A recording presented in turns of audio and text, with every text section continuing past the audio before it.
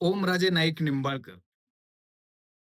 ओमराजेंना प्रचंड मोठा असा धक्का बसलेला आहे.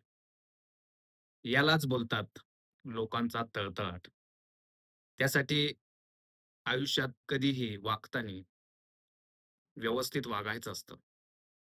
ज्या मतदारांनी ओमराजे तुम्हाला मोठं केलं, ज्या मतदारांच्या जीवावरती तुम्ही इथपर्यंत आला, त्या मतदारांच्या मताचा ज्यावेळेस तुम्ही धिक्कार करताय, ज्यावेळेस त्या मतदारांच्या मतदानाचा ज्यावेळेस तुम्ही एकदमच हे त्याच्या यू टर्न घेताय त्याच्यापासून, तर हे तुमच्या भोगवाट्याला येणार का? तर 100% येणार. आता जे ओमराजे उजळ माथ्याने सर्वत्र फिरायचे, ते आता का फिरू शकणार नाहीत? का त्यांना आता सिक्युरिटीची गरज लागली? वाय प्लस सिक्युरिटी का देण्यात आली? कारण साहजिकच आहे, त्यांच्यावरती हल्ले होऊ शकतात. त्यांना मारण्याचा प्रयत्न केला जाऊ शकतो. अनेक गोष्टी होऊ शकतात. आणि जो धक्का त्यांना बसलेला आहे, तो हा धक्का, की त्यांच्या वडिलांचा निकाल म्हणजेच पवनराजे निंबाळकर यांचा जो हत्येचा निकाल होता, तो पूर्णपणे ओमराजेंच्या विरोधात गेलेला आहे आणि त्यांच्या विरोधातले जे आरोपी होते, महाराष्ट्राचे माजी गृहमंत्री तथा माजी खासदार पद्मसिंह पाटील, पद्मसिंह पाटील यांची निर्दोष मुक्तता करण्यात आलेली आहे. पुराव्यांअभावी कुठलेही पुरावे त्यांच्या विरोधात आत्तापर्यंत सापडलेले नाहीत आणि या पुराव्यांच्या अभावे त्यांना त्या ठिकाणी निर्दोष मुक्त करण्यात आले. त्यांच्यासोबत जितके पण आरोपी होते, त्या सगळ्यांची निर्दोष मुक्तता करण्यात आलेली. 20 वर्षानंतर या प्रकरणाचा निकाल लागला आणि 20 वर्ष हे प्रकरण घोंगडं भिजत ठेवावं, असं भिजत राहिलं होतं. आणि ज्यावेळेस ओमराजे त्यांच्या वडिलांचा खून झाला, त्यावेळेस ओमराजे 20 वर्षाचे होते. राजकारणामध्ये नवीन होते. राजकारण त्यांना काय असतं माहीत नव्हतं. तरी पण 2009 ला जी निवडणूक झाली, त्या निवडणुकीमध्ये ओमराजेंना जिंकून आले. ते फक्त आणि फक्त शिवसेना आणि त्यावेळेस बाळासाहेब ठाकरे, उद्धव ठाकरे यांच्या सगळ्या या गोष्टींमधून त्यांना तिकीट देण्यात आलं आणि त्यांना निवडून आणण्यासाठी प्रयत्न करण्यात आले आणि ते निवडून देखील आले. 2014 ला पराभव झाले. 2019 ला परत निवडून आले. खासदार म्हणून निवडून आले आणि 2024 ला सुद्धा तेवढ्याच मतांच्या फरकानं निवडून आले. एवढं सगळं मिळतं ते लोकांच्या प्रेमानेच.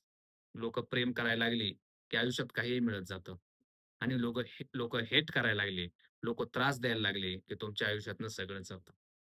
आजचा हा निकाल हा ओमराजेंच्या नाकावरती टिच्चून पद्मसिंह पाटलांच्या कार्यकर्ते आता धुडगूस घालणार. पद्मसिंह पाटलांनी ज्या प्रकारे आतापर्यंत या सगळ्याचा मनस्ताप जो काही त्यांनी सहन केला, आज ते व्हीलचेअरवरती बसून तिथे गेले आणि अक्षरशः कोर्टाने हे सांगितलं, की आम्ही हा निकाल पवनराजेंच्या खुनाचा जो काही खटला आहे, तो आम्ही कुठल्याही प्रकारे म्हणजे पवनराजेंचा जो काही खटला आहे, तो त्या खटल्याचे आरोपी म्हणून पद्मसिंह पाटलांना आम्ही त्या ठिकाणी निर्दोष मुक्त करतोय. काय झालं ओमराजे? हे सगळं बघितल्यानंतर, हे सगळं ऐकल्यानंतर दुःख वाटलंच ना. मग विचार करा, ज्या पक्षप्रमुखाने, उद्धव ठाकरेंनी 6 खासदारांसाठी जीवाचं रान केलं, एवढे पक्ष फुटला असताना, एवढे सगळे नेते फुटले असताना सुद्धा 6 खासदार त्यांनी म्हणजे टोटल 9 खासदार पण फुटलेले 6 खासदार निवडून आणण्याचा प्रयत्न केला. ज्या मतदारसंघामध्ये पहिले शिवसेना शिंदेचे खासदार होते, तिथं तुम्हाला खासदार म्हणून निवडून आणलं. तिथं तुम्ही अशी मस्ती करणं योग्य होतं का? तुम्हाला जायचं होतं, तर तुम्ही 2029 ला जायचं होतं. अजून 3 वर्ष काढायची होती पक्षामध्ये. काय फरक पडला असता?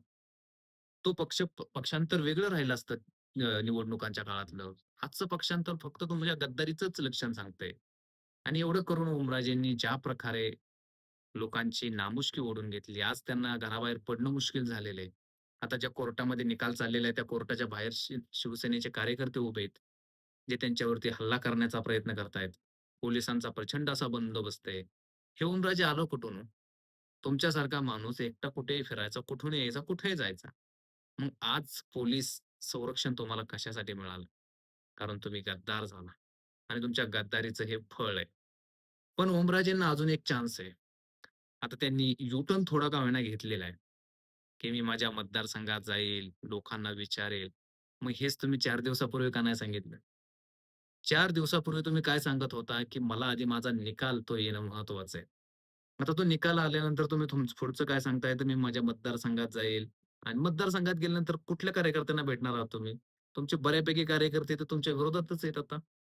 कैलास पाटलांना भेटणार आहात का? जे कैलास पाटील सांगतील ते तुम्ही ऐकणार आहात का?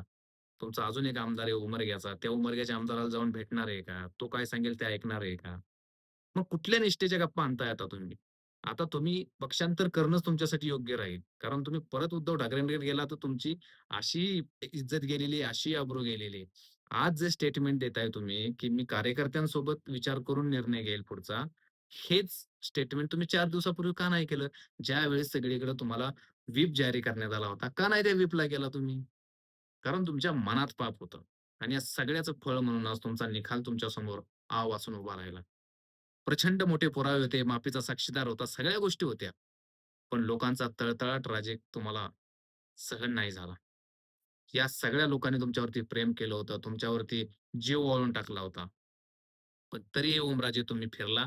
ओमराजेंनी तुमच्यातली गद्दारी, जी कधीही नव्हती दाखवली, तुम्ही अशा टायमाला दाखवली आणि तुम्ही आज जे सांगताय, ते अत्यंत चुकीचं आहे. तुम्ही भरपूर पैसे घेतलेले आहेत. हेच लोकांपर्यंत तुमचं इमेज क्रिएट होणार आणि येणाऱ्या काळामध्ये तुम्हाला प्रचंड अडचणी निर्माण होतील, प्रचंड अडचणी.